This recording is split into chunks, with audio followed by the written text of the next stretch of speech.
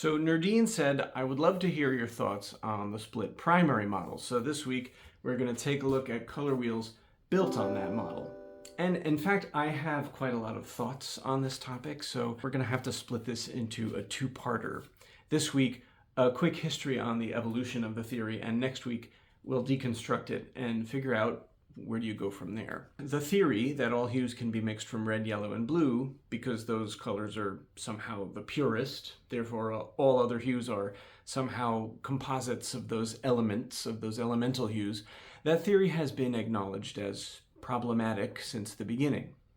While dyers knew since antiquity that you could mix a large range of colors from just three, from madder, weld, and woad, it took painters and philosophers until the Renaissance to catch up to the idea. The first theorist to express RYB theory as a mixture diagram is François d'Aiguillon. His Opticorum Libri Sex shows us this with blue, red, and yellow as a scale of primary colors between black and white, which was par for the course in the Renaissance. Different hues were seen as ratios of light and dark in a single scale, since the time of Aristotle, really. D'Aiguillon's revolutionary move, though, is including other hues, gold, purple, and green, as compounds of those hues, compounds that don't belong in the linear scale.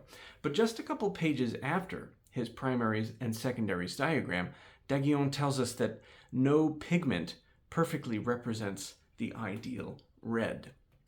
And if we want to mix orange, we should use a different red, minium, which d'Aiguillon reasons has a little yellow in it. And if we want to mix purple, we should use carmine lake because it leans purple already. So in other words, red has always been a double primary. The RYB theory has, since its inception, had a tension between its philosophical logic and its practical application. Over the next century, authors continued to suggest you needed more than one red primary. Nichols in 1652, Thomas Tryon in 1691, and when the first ever artist's color wheel appeared in 1708 in France, that author explained, quote, there are two types of primary red, one containing some yellow like fire red or vermilion, and the other some blue like crimson red or lake. By the 19th century, as more pigments were becoming available, authors began suggesting doubling your blue and your yellow as well. George Field, in his 1835 chromatography, claims that the judicious artist purveys for his palette at least two pigments of each color, one eminent for delicate beauty, the other for depth. Of course, Field was a pigment salesman, so he's 100% going to recommend at least two pigments for each color. Around this time, the language of warm and cool colors was becoming common. Charles Hayter published the first warm and cold color wheel in 1813, and the terminology began to transfer over to individual pigments. Field, in chromatography, describes a number of pigments with temperature terms. For example, he calls lemon yellow cool and Naples yellow warm. Interestingly, though, Field's thinking does not fully extend to the idea of warm and cool primaries. In his mind, blue can lean red and remain a pure color, but if it leans yellow, it's faulty. Yellow can lean red and remain pure, but if it leans blue, it's faulty, and only red can really lean either yellow or blue and remain pure. So yes, the problem of color impurity and bias and its effect on color mixing was on artists' mind in the 19th century, but we didn't quite yet have a double primaries theory. It's not until 1898 that we see one fully articulated in print, and a double primaries palette is given as the solution to the problem of impure pigments in this book, The Painter in Oil, by Daniel Burley Parkhurst. He says, in each of the three primary colors, there are pigments which lean toward one or the other of the other two.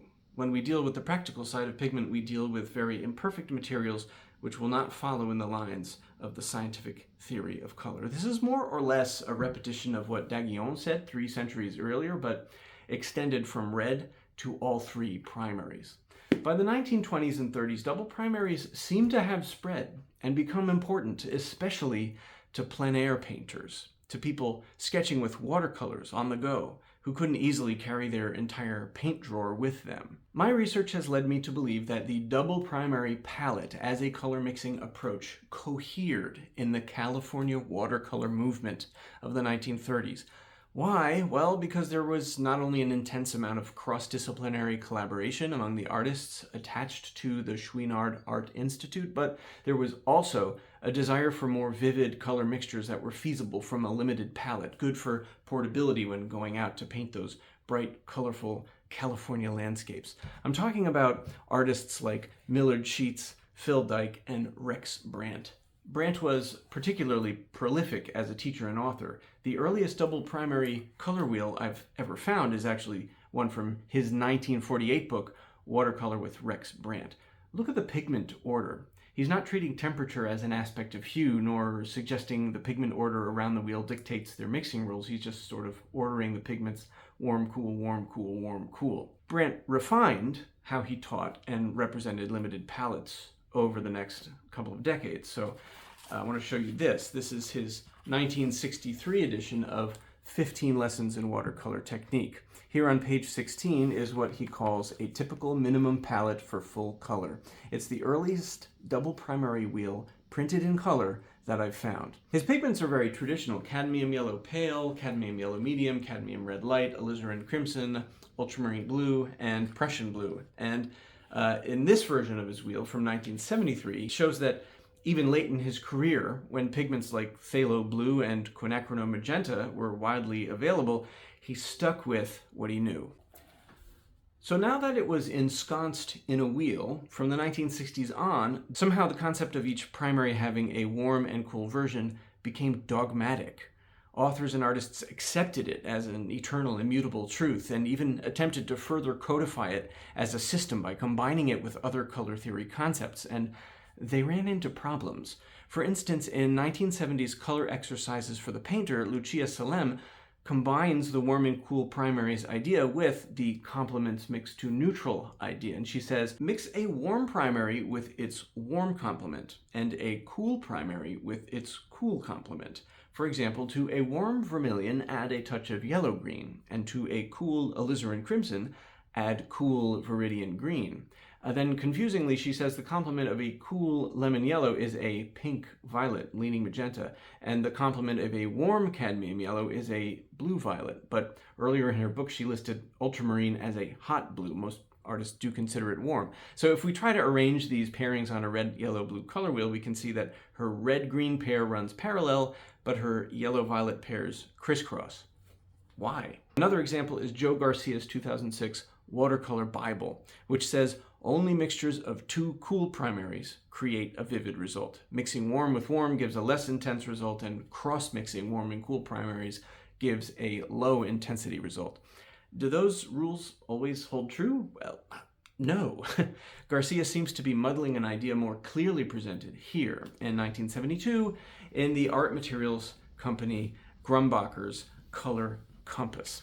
It included this map, which combines the dual primary system with the concept of chroma, here called intensity. The idea it's trying to illustrate is that by cross combination, by pairing different primaries, the artist can control the amount of chroma their secondary hues have. But actually, the chart avoids the terms warm and cool. Why?